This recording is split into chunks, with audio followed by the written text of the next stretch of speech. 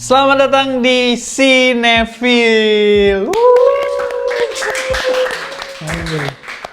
Oke, terima kasih. Oke, balik lagi di Cinefil, sebuah program baru dari channel YouTube Fix Cinema yang nantinya akan bahas seputar review film dan rekomendasi film ya. Di video kali ini kita akan mereview sebuah film berjudul Kabut Berduri. Terima kasih penontonku.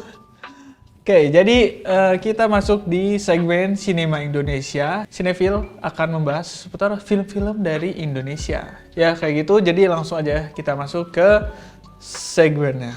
Oke, jadi film Kabut Berduri ini adalah film yang disutradarai oleh siapa? Ya, benar, Mas Edwin. Mas Edwin ini adalah sutradara dari film Seperti Dendam, Rindu Harus Dibayar Tuntas. Nah, kalau yang udah nonton film Seperti Dendam, kalian pasti harusnya udah tahu sebagus apa film itu dan ya seheboh apa film itu di festival-festival. Dan kali ini dia kembali dengan film keduanya berjudul Kabut Berduri, di mana dia mengangkat sebuah isu perbatasan Indonesia-Malaysia yang jarang banget ada film Indonesia yang angkat isu itu. Jadi secara isu film ini sangat-sangat menarik. Oke, langsung aja kita masuk ke pembahasannya. Oke, sinopsis singkatnya film ini sih nyeritain tentang Sanja. Sanja ini adalah seorang polwan yang dipindah tugaskan dari Jakarta. Nah, jadi dari kantor pusat dia dipindahkan ke Kalimantan. Kalimantannya di perbatasan Indonesia-Malaysia, di mana dia harus menyelesaikan sebuah kasus pembunuhan berantai yang sangat misterius, di mana setiap korban yang ditemukannya ini selalu ditemukan tanpa kepala. Bahkan ada korban yang ditemukan utuh, tapi sebenarnya kepalanya tuh kepala orang lain dan badannya pun badan orang lain. Nah, jadi kasus pembunuhan itu seperti itu. Tapi seiring berjalannya pencarian, seiring jalannya investigasi, Sanja malah membuka sebuah konspirasi yang harusnya gak ia buka, sehingga dia malah mengungkap kasus-kasus yang lainnya dan kasus itu melibatkan polisi yang jadi tempat dia bertugas. Kabut Berduri secara penceritaan ini cukup enjoy buat dinikmati, walau ya secara isunya berat, kalian tahu sendiri, isu perbatasan di mana di situ ada pembunuhan. Nah, tapi kita ketika nonton film ini, kita bisa enjoy nonton filmnya. Walau agak sedikit pusing, tapi kita tetap bisa ngikutin film ini. Karena di setiap babaknya ini, kita selalu dikasih hint-hint ala detektif kayak gitu. Jadi sepanjang filmnya kita bisa ya mendapatkan clue-clue baru yang membuat kita tetap bertahan nonton film ini sampai akhir. Walau kedengarannya menarik, tapi ada satu poin yang ya buat penceritaan ini jadi gak perfect gitu. Jadi aku lumayan terganggu di 3D karakter dari Sanja ini, Sanja sama Thomas.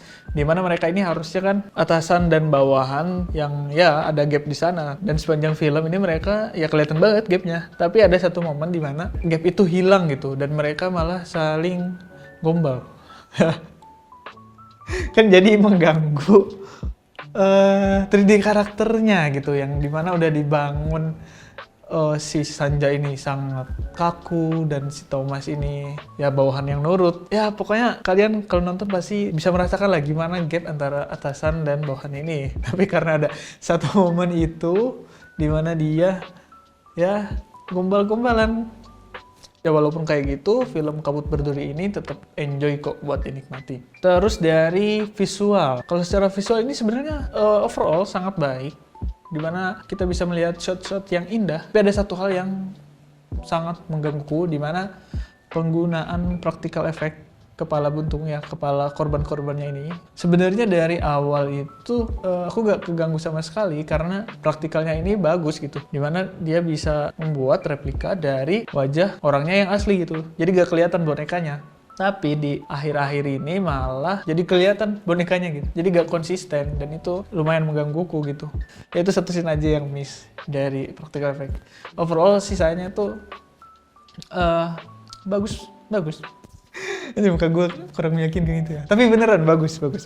Terus kelebihan dari visualnya ini cukup unik, dimana visual dari Kabut Berduri ini ada rasa-rasa kayak film dokumenter. Nah, gimana tuh dokumenter? Mungkin kalau kalian pernah nonton film dokumenter ya kayak gitu shotnya. Jadi kelihatan shotnya tuh natural gitu. Dan itu aku merasa itu adalah sebuah keunikan yang jarang aku temuin. Terus ada juga penggunaan semiotik dan simbol-simbol yang ada di sepanjang film ini, dimana itu menambah poin estetika dari film Kabut Berduri ini. Secara musik dan scoring dari film Kabut Berduri ini menurutku keren banget karena mereka menggunakan suara dari alat-alat musik tradisional, di mana suara-suara itu berhasil menggambarkan suasana horor, misterius, dan lokal dalam waktu yang bersamaan. Ya walau ada banyak yang bilang kurang megah, tapi menjadi keunikan tersendiri dalam film ini. Secara isu dan pesan, jelas banget film ini ingin membawakan isu perbatasan, di mana di sana ada human trafficking, pembunuhan, terus kinerja aparat yang ternyata gak bagus di perbatasan. Nah, jadi film Kabut Berduri ini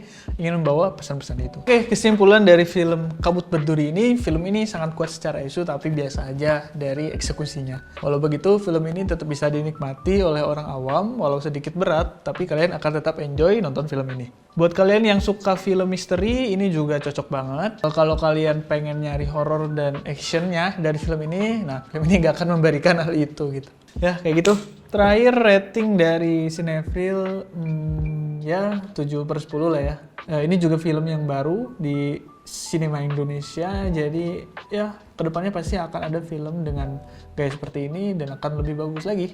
Jadi ini akan menjadi pemantik yang sangat oke. Itu aja buat video kali ini. Jangan lupa like, comment, subscribe di channel YouTube Fix Cinema. Terus kalau kalian suka dengan bahasan kayak gini, jangan lupa pantengin terus channel Fix Cinema. Terus kalau kalian punya pendapat lain, langsung aja komen, kita diskusi di kolom komentar.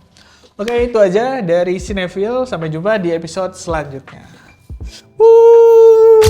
Yeay!